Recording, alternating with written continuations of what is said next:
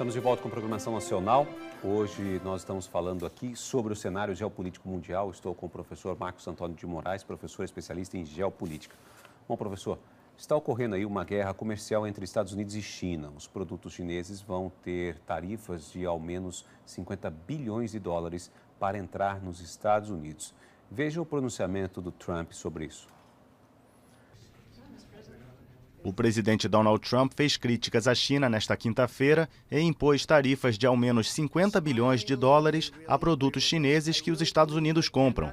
Trump assinou um documento que orienta o representante de comércio Robert Lighthizer a elaborar em 15 dias uma lista de produtos chineses cuja importação será pesadamente tarifada. Quando esta lista for anunciada em um prazo de 2 semanas, será possível conhecer o valor aproximado das tarifas.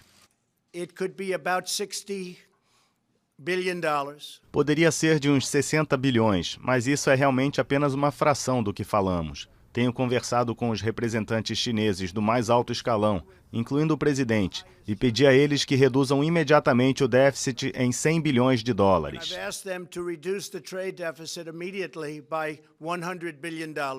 Em 2017, os Estados Unidos exportaram para a China cerca de 130 bilhões de dólares e importaram aproximadamente 505 bilhões, segundo o Departamento de Comércio. De acordo com o governo, a decisão de aplicar as tarifas é baseada no fato de que Pequim obriga as empresas estrangeiras que desejam operar em seu mercado que compartilhem a tecnologia com seus sócios chineses. Para a Casa Branca, isso constitui roubo de propriedade intelectual americana e, por isso, é uma concorrência desleal. Bom, professor, diante desse cenário que a gente está vendo aqui, Donald Trump falando sobre isso, quem é que ganha essa guerra aí? Como é que está acontecendo, né? A gente está vendo realmente uma divisão política mundial muito grande. Não dá para se perceber que alguns movimentos, tipo Estados Unidos de um lado, Inglaterra junto, o bloco europeu em si.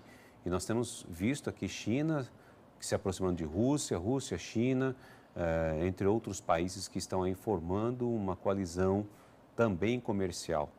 Né? E vale ressaltar que a China é o segundo maior economicamente hoje no mundo. Sim. Qual a sua visão? É o segundo país que mais produz, o segundo maior PIB, o primeiro é os Estados Unidos. Nós não podemos esquecer que o mundo ele passa por transformações. Até 1929, a política e a economia giravam de um jeito. O sistema produtivo era o Fordismo, Taylorismo, e de repente, em 99, com o crash da Bolsa, tudo muda. A economia, por exemplo, passou a ser keynesiana e não mais liberal, como era até então. Em 80, ela passa a ser neoliberal, através do Ronald Reagan e da Margaret Thatcher, pelo consenso de Washington. De repente, essa economia neoliberal, hoje, na atualidade, está desacreditada, pelo menos parece.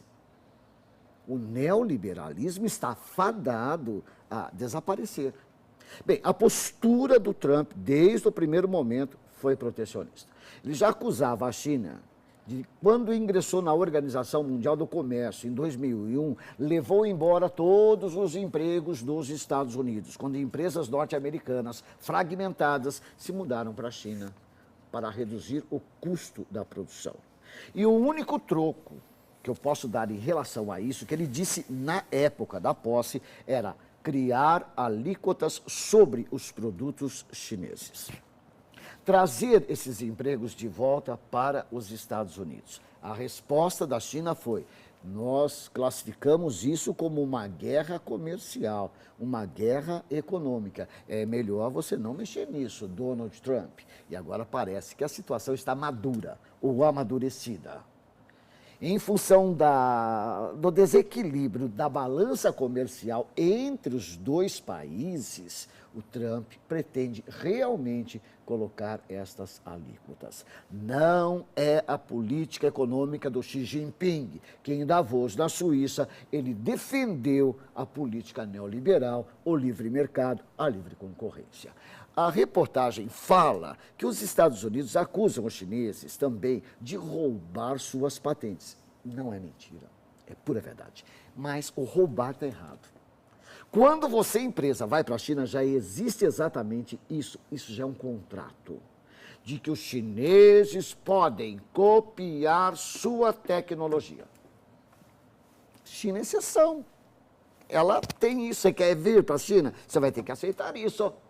Agora, os Estados Unidos acusam, então, a China de pirataria. Pirataria significa apropriação indébita da intelectualidade alheia.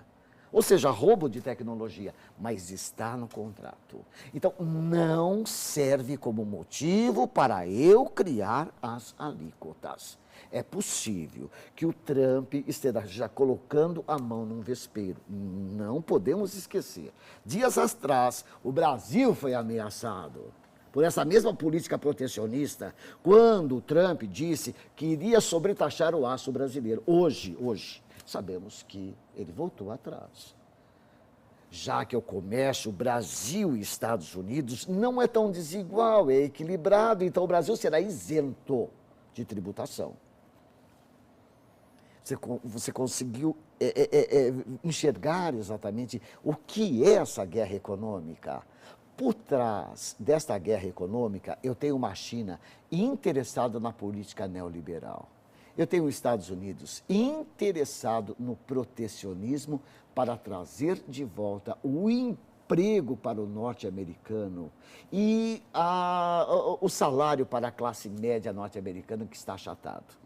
Esta é a intenção do lado econômico. Do lado político, a China é forte economicamente, sem dúvida, uma sombra para a hegemonia norte-americana no campo econômico. Politicamente, essa união com a Rússia fortalece a China. No meio desse caminho, eu tenho uma Coreia do Norte. Pois é, até eu ia perguntar a respeito disso. Coreia do Norte, que no início deste ano aqui, né, o presidente lá, o Kim Jong-un, né, ameaçou apertar o botão lá de uma guerra nuclear. É verdade. E que ficou naquela troca de farpas entre ele e Trump e tudo mais, né? Até começaram a ter até brincadeiras em relação a isso aí, mas é um caso muito sério, né? Mas no meio dessa briga toda entre os dois, a Rússia apareceu e a China apareceu fortemente defendendo a Coreia do Norte, que foi assim até um susto que se percebeu que de repente Trump parou de falar e os Estados Unidos parece que deu uma recuada, né? É interessante. A Rússia chama a Coreia do Norte de parceiro estratégico. O parceiro estratégico significa aquele parceiro que eu não vou proteger. Não é isso. Tanto é verdade que a Rússia aconselha a Coreia do Norte a promover o congelamento do seu programa nuclear. E ainda apoia exatamente a conversa da Coreia do Norte com a Coreia do Sul. Então, olha como Vladimir Putin é bem esperto. E mantém uma relação estratégica, comercial com a Coreia do Norte, uma relação comercial com a Coreia do Norte. E olha, eu estou aqui, viu? Mas, por favor, não pise na bola. É melhor você aceitar um congelamento do seu programa nuclear para que você possa caminhar. A China. No que diz respeito à China, a China é uma parceira da Coreia do Norte, praticamente econômica, protege. Podemos dizer que o maior aliado da Coreia do Norte é a China. É a China. Toda vez que eu precisar conversar com a Coreia do Norte, Estados Unidos, eu sempre utilizei a China como ponte. Nos últimos acontecimentos, a Coreia do Norte entra na Olimpíada de Inverno na Coreia do Sul, juntamente com a equipe da Coreia, as duas Coreias juntas, representadas por um só povo. Coreanos do Norte e coreanos do Sul, juntos. Isso causou uma comoção. Calma, causou uma comoção no mundo. Não foi lá, foi no mundo. Graças a Deus, que maravilha. A partir desse momento, o representante da Coreia do Norte e da Coreia do Sul começaram a conversar e a dialogar. E a última situação foi Kim Jong-un falou, escuta, não dá para você mandar uma carta minha para o Donald Trump? Para a gente conversar? Opa, pode deixar que eu entrego. Então foi levado para o Donald Trump uma carta para que os dois opositores, que trocaram grandes farpas até agora, sentassem e conversassem. que eu tenho por trás disso, Júnior? É isso que eu ia te perguntar. Júnior, a Coreia é um país pobre. O que está acontecendo? É um país que não tem comida.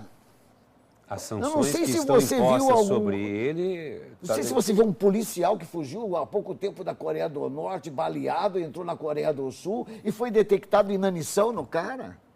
Pois é, não tem comida, não tem remédio. O pai do Kim Jong-un, o Kim Jong-il, já havia feito isso anteriormente. E a isso deu-se o nome de chantagem nuclear.